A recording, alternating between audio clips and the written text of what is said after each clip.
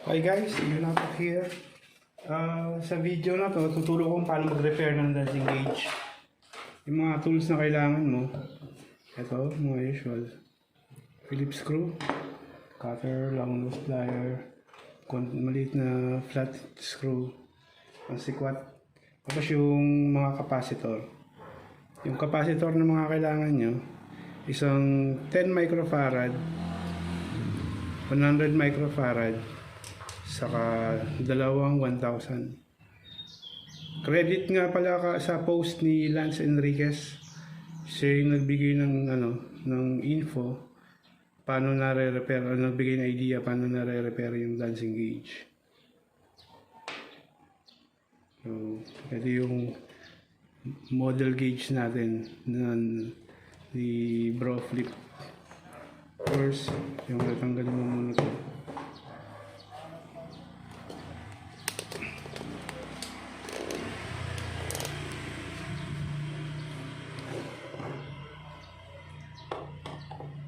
Tanggalin yung mga screw.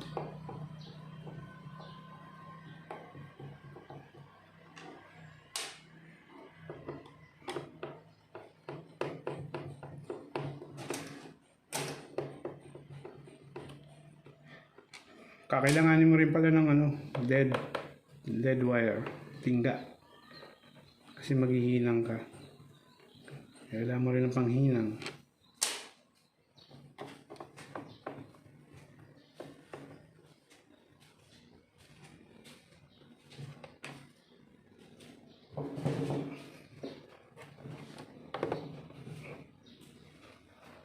Hindi po ako professional na technician, pero nag-try lang din ako. Kung nagawa ko, magagawa niya rin para mas makatipid kayo.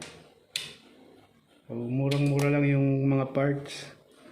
Ito, mga less than 100, makakabili ka niyan. So, tanggalin mo lahat ng mga screw. Ito, yung mga nakapalibot. Ihuli mo tanggalin, hindi mo muna tatanggalin to. Kasi sa ano yan eh. Sa stepper motor na yan.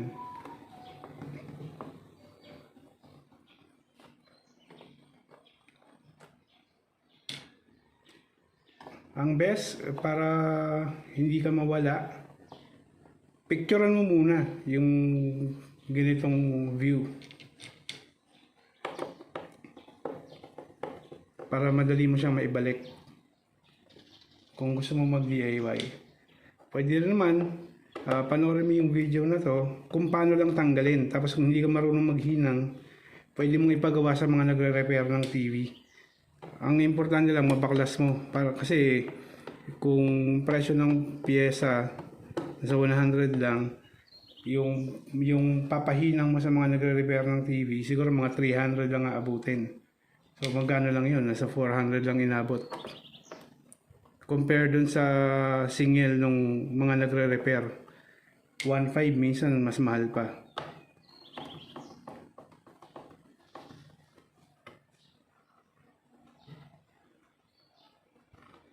Lahat ng nakapalibot na screw, lahat ng nakakabit.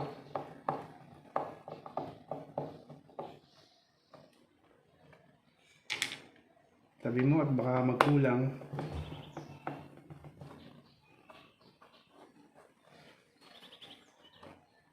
Mamaya gulat ka, sobra naman yung screw mo.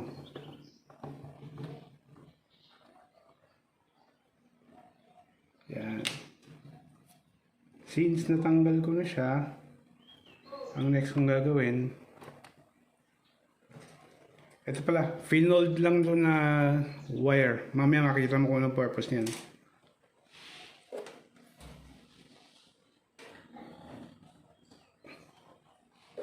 Tatanggalin mo na yung mga naka-clip lang to eh. Kaya siyang itulak ng kuko para matanggal.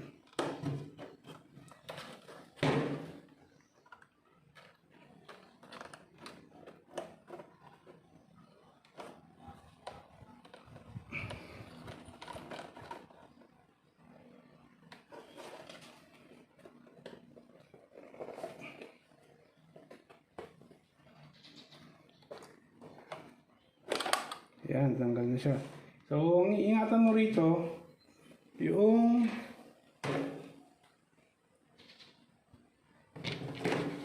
needle. Baka mabali mo. So, ingatan mo yan.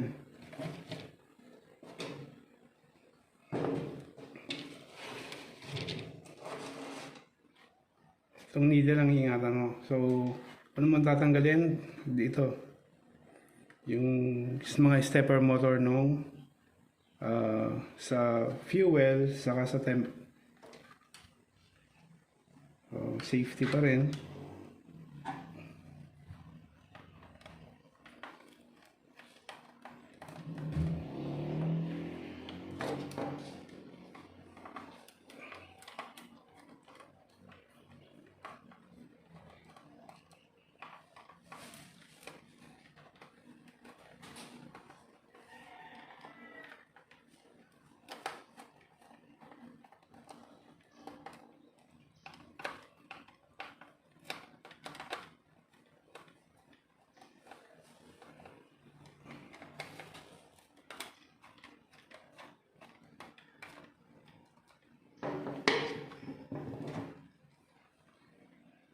Ayos mo lang tabi yung mga screw.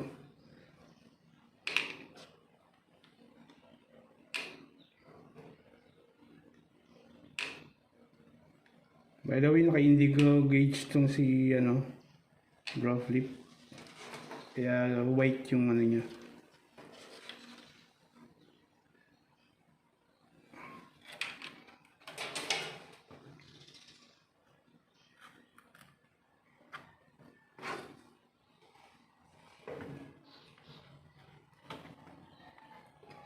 Yan, tanggal na yung stepper motor nitong sa fuel, sa temp. Tabi muna natin. Ang next, eto nga pala, hindi mo kailangan tanggalin yung needle sa procedure na tinuro ni Lance. Hindi mo kailangan tanggalin yon. Kasi usually pag tinatanggal ng needle, nasisira. So, ang next mong gagawin, etong yung mga tab.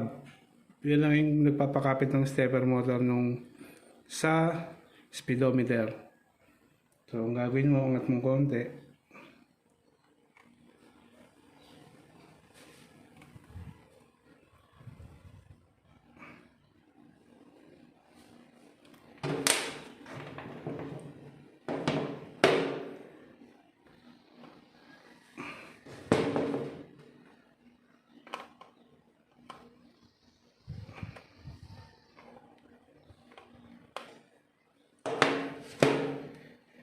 Straighten mo.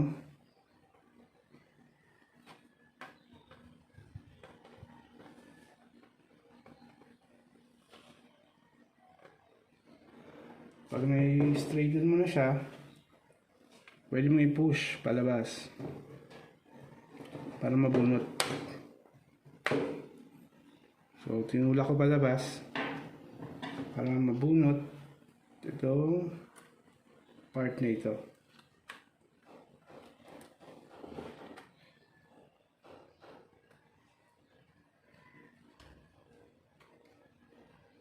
So, since naka-indigo siya, hindi mo siya mabubunot na magkahiwalay, sasabay mo siyang tanggalin katulad nito. Pero kung hindi naman naka-indigo, matatanggal mo yan pa isa-isa. And then may tab din yung sa RPM gauge.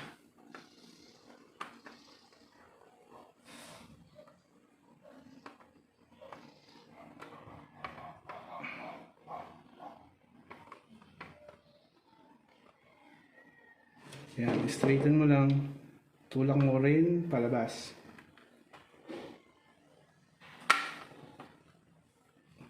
Yan na. Again, ingat.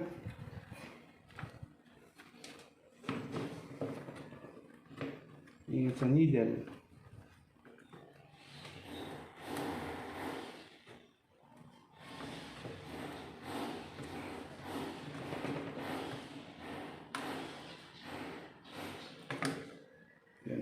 Tabi lang natin siya. So, ito na, tatanggal mo na siya. Andito ngayon yung mga capacitor. Ito, isa, dalawa, tatlo, apat. So, sila yan. So, tingnan mo yung direction ng pagkakalagay. So, para hindi technical, tandaan mo na lang. Kung tinanggal mo ng ganyan, ganyan mo rin babalik yung kapalit. So, ganun lang. Unahin natin tanggalin ito. O, yun, yung tinuro ko kanina, ang purpose nito. Kasi pag tinignan mo sa likod, hindi mo alam eh. So, ang gagawin mo, gamit ka nito. Kung saan nakaturo sa kabila, yun yung ihinangin mo para matanggal. So, ayun. Tinuro niya doon, yun. Pag inikot mo, kung saan nakaturo yung kabila, o di yun yung ihinangin mo para matanggal. So, malaking tulong.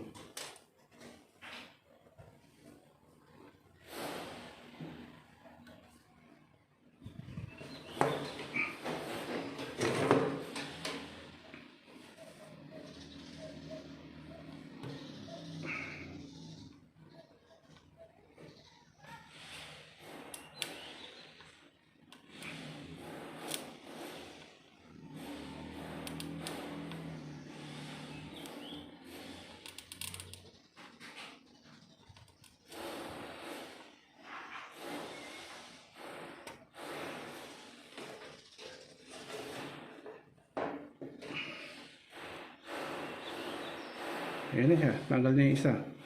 So, yung papalit natin dito,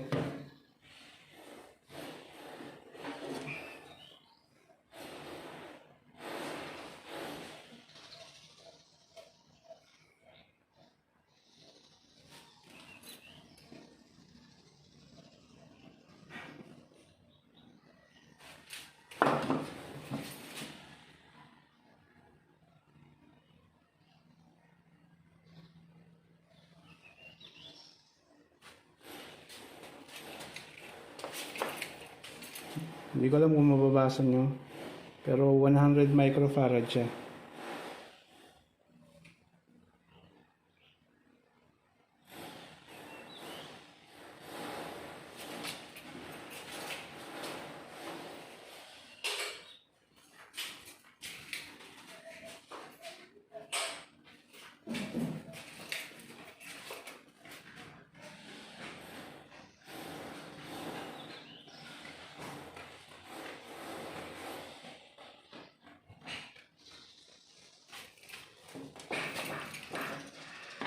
Paso pa.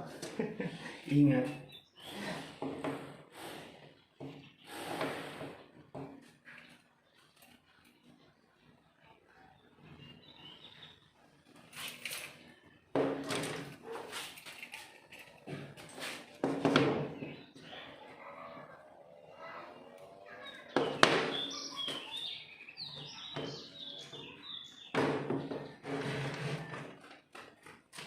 Again, kung paano mo tinanggal na ito yung direction, nandito yung negative. Pa-face lahat dito yung negative eh. So, tusok mo lang sa pinagtanggalan mo.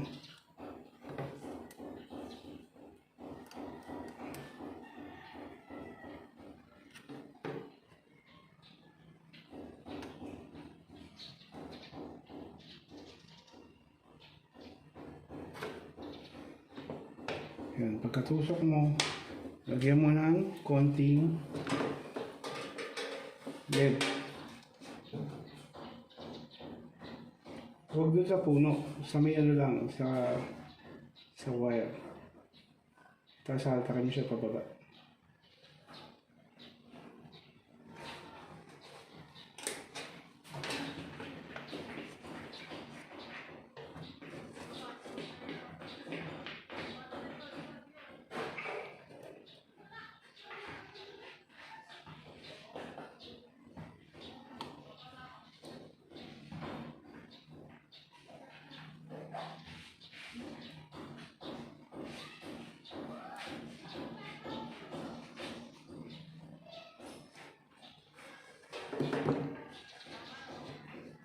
So, para ma-check mo kung okay yung hinang, igalaw-galaw mo. Dapat walang play. Pag okay na siya, kung wala na siyang play, yung sobra, pwede mong i-cut.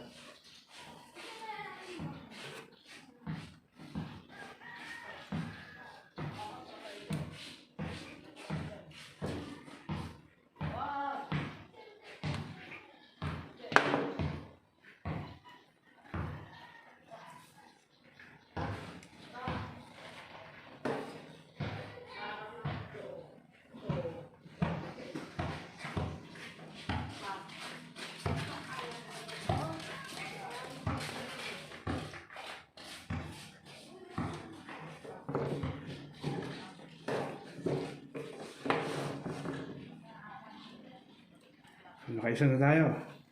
Tapos dito,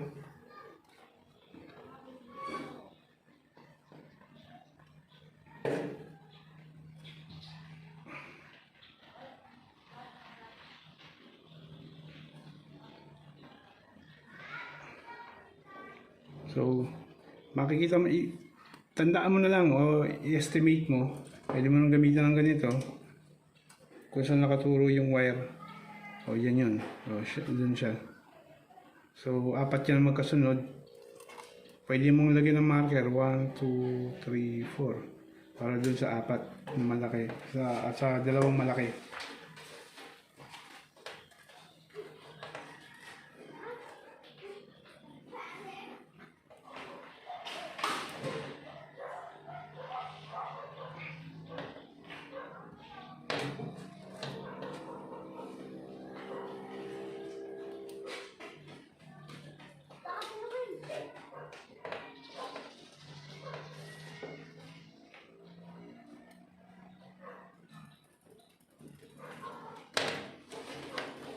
So, tanggal na isa. Next.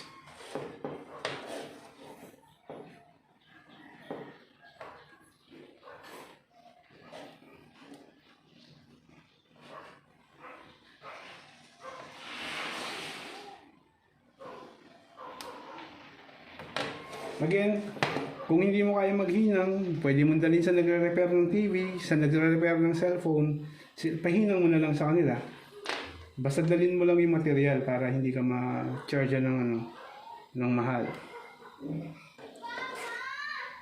So, yung maliit, kung hindi ka sure, sukat-sukat lang.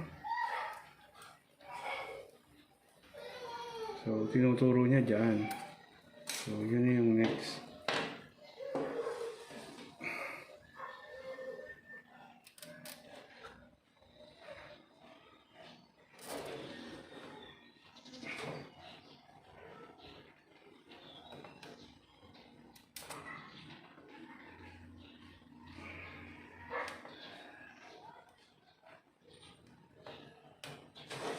Ayan, tanggal na yung tatlo.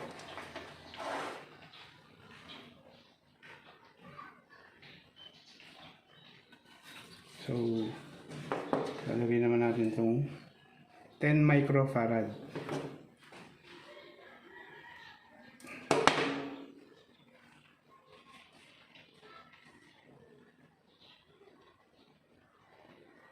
Tapos, naka-face yung ito. Kung paano mo tinanggal. Tapos, unahin mo yung maliit para ibalik.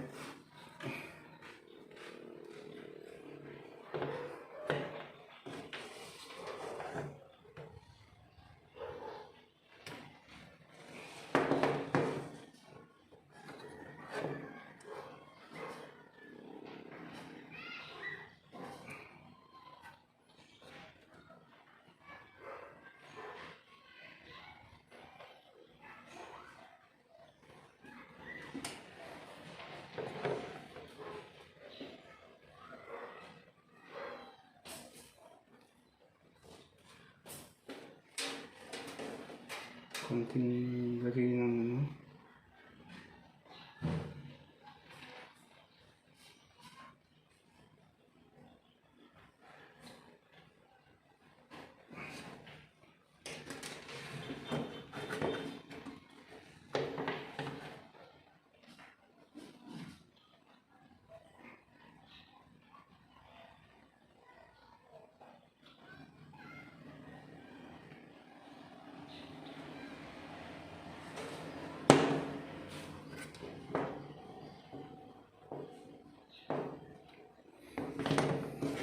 check mo kung umuuga. Pag umuuga pa, hindi pa yun masyadong nahinang na maayos.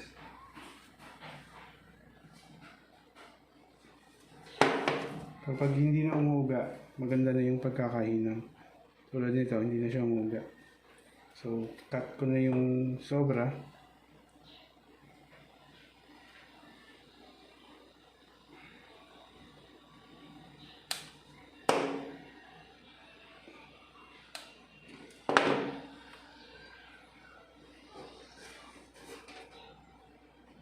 Tapos daan ulit ang hinang.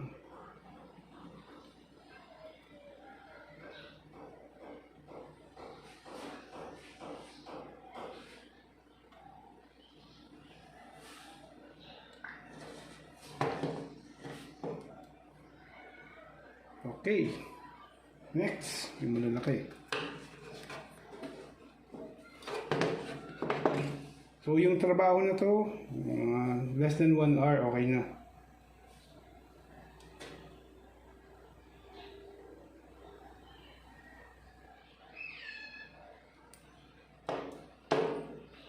Yung dalawang 1,000 microfarad.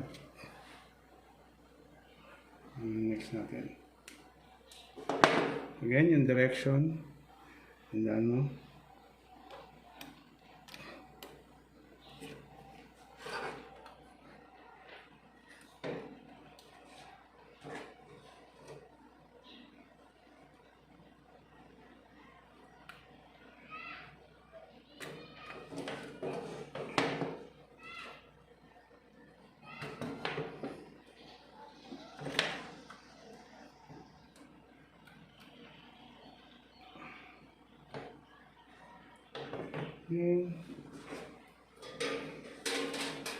Hinang ng konti.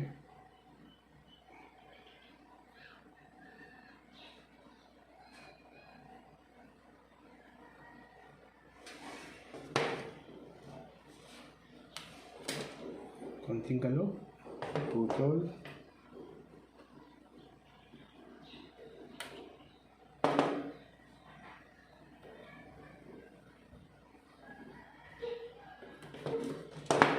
Tapos, hinang konti ulit.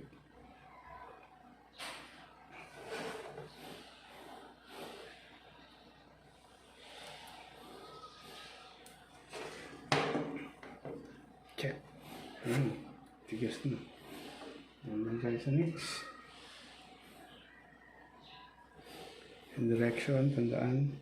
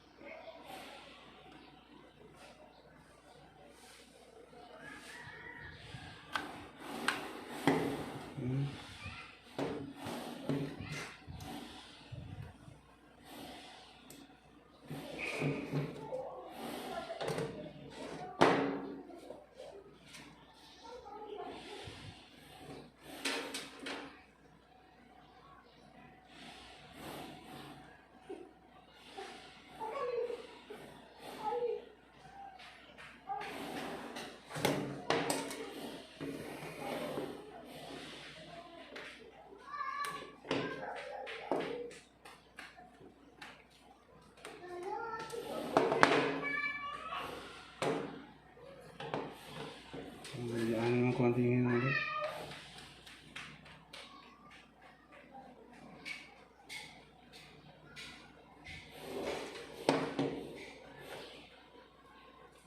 Ayos, matigas ang pagkakahingan. So, bunot na, baka mapaso ulit.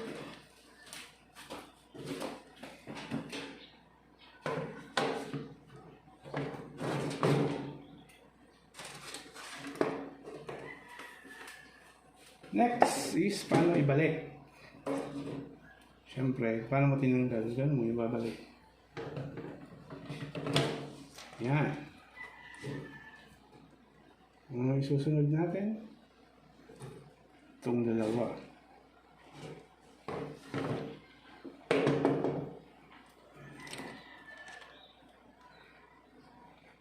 Balik natin doon sa tab.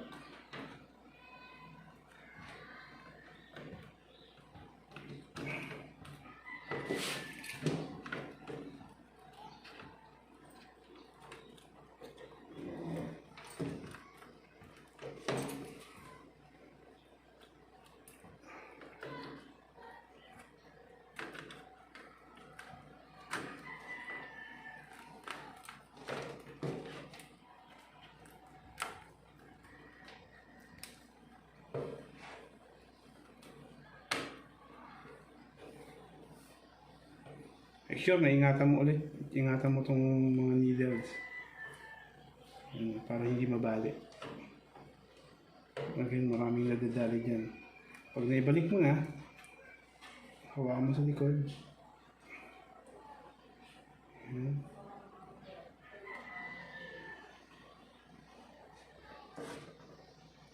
Yung tab na inunat mo kanina, babaluktot mo ulit.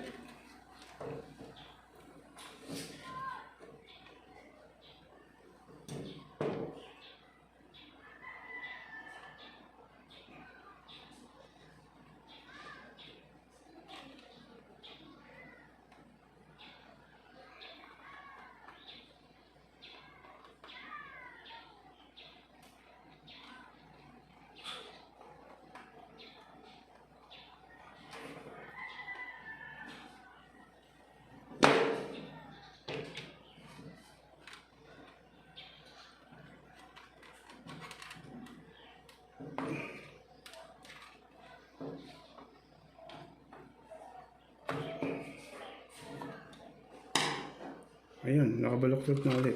Ito. Tapos yung isa naman. Again, ingatan mo yung needle.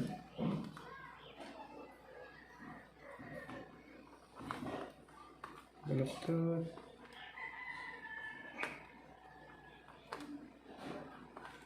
Yan.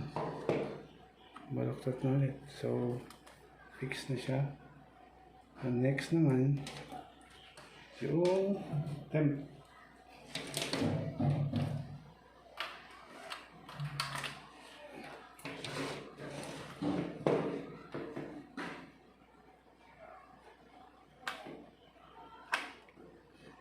Balik sa pwesto.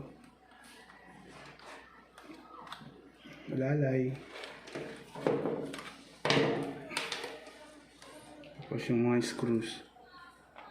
Ito, ingat sa paghigpit para hindi sumama yung pinag-iikutan ng screw. Tamang higpit lang.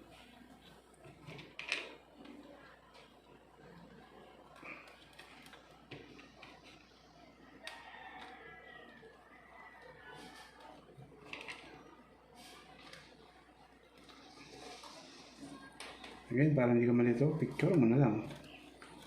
Para matandaan mo kung saan nakalagay yung screw.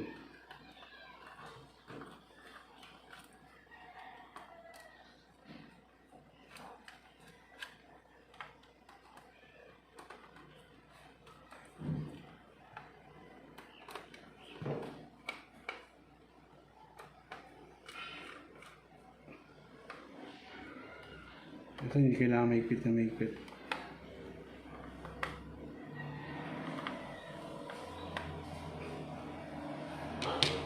So, yun. Ibalikin natin. Unahin natin ibalik yung cover. Kasi maglalagay tayo ng mga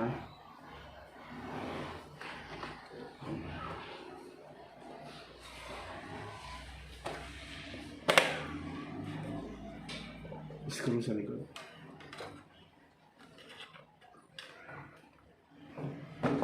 So yan guys, ano lang kadali magpalit ng capacitor. So yung mga screws, hindi ko na ipapakita kung paano ko binalik kasi pinakita ko naman kung paano tinanggal. So I hope may natutunan kayo sa video na ito.